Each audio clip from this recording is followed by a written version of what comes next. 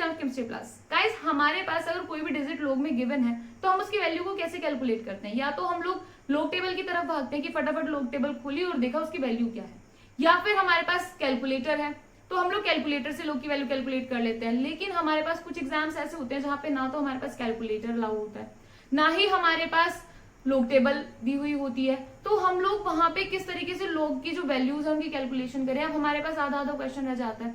अगर आपके पास कोई भी रिटन एग्जाम है तो उसमें तो आप लोग ऐसे कर सकते हैं कि हाँ हमने आधा क्वेश्चन सॉल्व कर दिया, log की जो वैल्यू है वो हमें नहीं पता तो हमें आधे मार्क्स मिल जाएंगे। लेकिन अगर हमारे पास कोई भी कॉम्पिटेटिव एग्जाम है या फिर कोई भी ऑब्जेक्टिव एग्जाम है तो हम लोग क्या करेंगे? अगर हमारे पास वैल्यू नहीं आ रही सही तो हमारे पास जो टाइम कंज्यूम हो गया वो तो हमारे पास वेस्ट हुआ ही, ऊपर से हमारे पास आंसर भी करेक्ट नहीं आ रहा।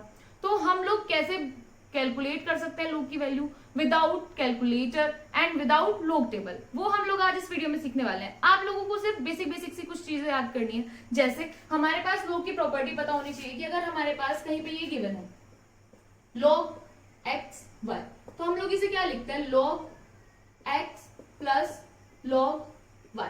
इसके बाद अगर हमारे पास log x by y given है तो हम लोग इसे क्या लिखते हैं? log x minus log y। अब इसके बाद अगर हमारे पास log x की पावर y गिवन है तो हम लोग इसे क्या लिखेंगे? y log x। सबसे पहले तो आप लोगों को ये तीन प्रॉपर्टीज log की लर्न कर लेंगे। उसके बाद हमारे पास कुछ छोटी छोटी वैल्यूज लर्न होनी चाहिए। जैसे हमारे पास log 2 की क्या वैल्यू होती है? 0.3010। log 3 की क्या वैल्यू होती है? 0.4771। log 5 की क्या वैल्यू होती है? 0.699। उसके बाद हमारे पास log 7 की वैल्यू पता होनी चाहिए 0.8441। फिर उसके बाद हमें log 10 की वैल्यू पता होनी चाहिए, इसकी वैल्यू होती है 1। और उसके बाद हमारे पास log 11 की क्या वैल्यू होती है? देखो 1.0414। ओके, हमें सिर्फ इतनी ही वैल्यूज लर्न करनी है। देखो हमारे पास 3, 5, 7, 10, 11। अब आप इन्हें लर्न कैसे करोगे? देखो आप लोगों को अगर ऐसे याद होता हो 30104771 तो ऐसे याद कर लो। मैं बताती हूँ मैंने कैसे याद की थी। मुझे ऐसे याद होती थी कि अगर मैंने ऐसे याद कर ली 3010 या फिर 4771, ये डिजिट्स आगे पीछे हो जाती थी। तो ये जो मैंने वैल्यूज लर्न की कैसे लर्न की? देखो अगर हमारे पास log 2 गिवन है तो क्या लिखना है? 0.3010। फिर उसके बाद log 3 गिवन है तो क्या लिखेंगे? 0.4771। फिर उसके बाद अगर हमारे पास log 5 गिवन है तो 0.699। ऐसे ही हमारे पास log 7 गिवन है तो 8441। जैसे भी आपको लर्न हो रही है आप लोगों को सिर्फ ये डिजिट्स लर्न कर लेनी है बहुत अच्छे से। इनके अलावा आप लोगों को एक भी वैल्यू लर्न नहीं करनी है। अब हमारे पास 2 की वैल्यू है, 3 की, 5, 7, 10, लेकिन जो इनके बीच वाली है वो कैसे कैलकुलेट करेंगे? तो देखो अगर हमसे बोला जाए कि log 4 की वैल्यू कैलकुलेट करो तो हम कैसे करेंगे? log 4। अब आपको पता है हम 4 को क्या लिख सकते हैं? 2 की पावर 2। अब हमने जो तीन प्रॉपर्टीज याद करी थी उसकी थर्ड प्रॉपर्टी यही थी ना। देखो क्या लिखेंगे हम? 2 की पावर 2 में 2 को इधर ले आएंगे, यानी कि 2 log 2। 2 इंटू, अब हमारे पास log 2 की वैल्यू हम वहां से देखेंगे क्या है?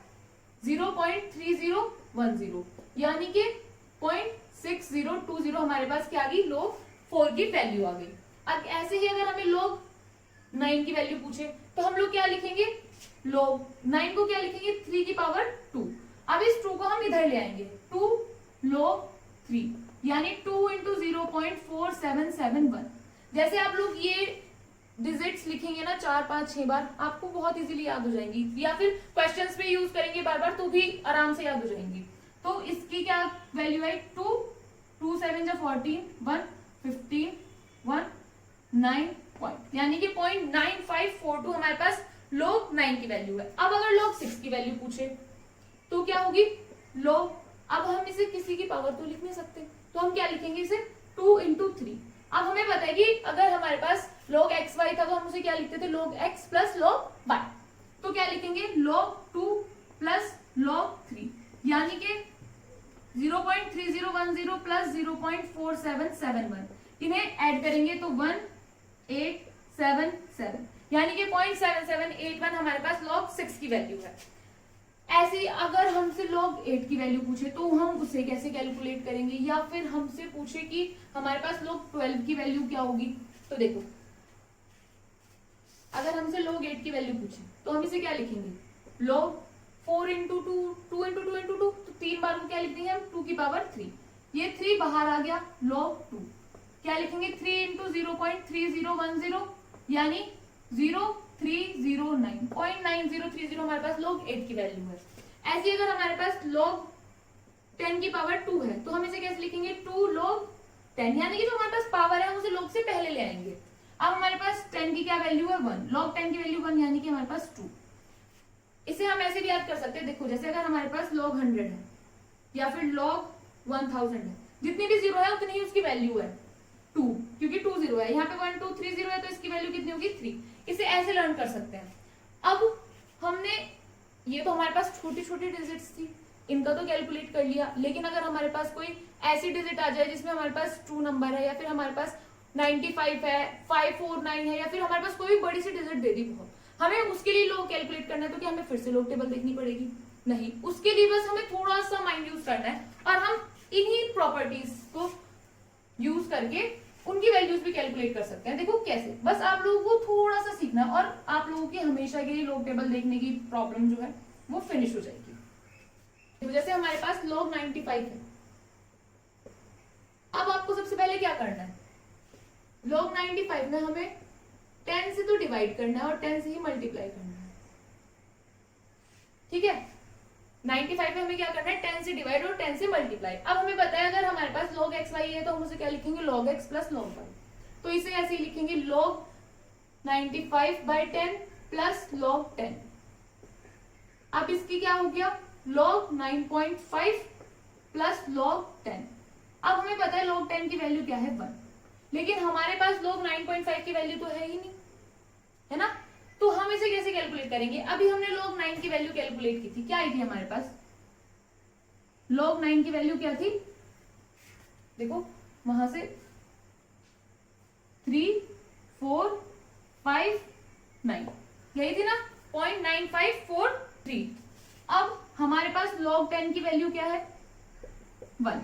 हमारे पास 9.5 9 और 10 के बीच में लाई करता है, बिल्कुल मिडिल में, तो यानी कि हमारे पास 0.9543 और 1। अब इसे पूरा नहीं लिखना, हम क्या लिखेंगे, इसे 0.95 और इसे क्या लिखेंगे, 1।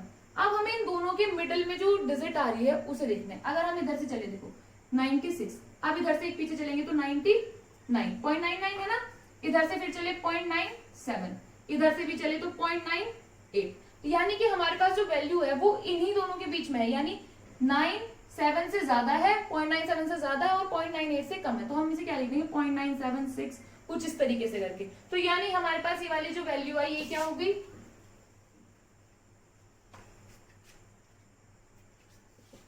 0.976, इन दोनों को ऐड किया तो 1.976, या फिर हम लोग क्या लिख सकते हैं 1.98। अब आप लोग इसे अपने कैलकुलेटर से या फिर log टेबल से चेक कर लो आप लोगों के पास यही वैल्यू है या नहीं है, बस आप लोगों को थोड़ा सा माइंड यूज करना है। ऐसी अब अगर हमारे पास log 68 की वैल्यू पूछे कि हमारे पास log 68 की वैल्यू क्या होगी, तो हम उसे भी ऐसे ही कैलकुलेट करेंगे। कैसे, देखो 68 है, उसे पहले 10 से डिवाइड करेंगे और 10 से मल्टीप्लाई करेंगे, फिर उसके बाद क्या लिखेंगे log 6.8 प्लस log 10। अब हमारे पास log 10 की वैल्यू क्या है, 1। log 6 की वैल्यू क्या है, 2 और 3 ऐड करके निकाली थी ना, 1.87437, ये है हमारे पास log 6 की वैल्यू यानी 0.7781। और log 7 की वैल्यू क्या है, 0.8441। अब हमें इन्हें कैसे लिख देना, 0.77.84।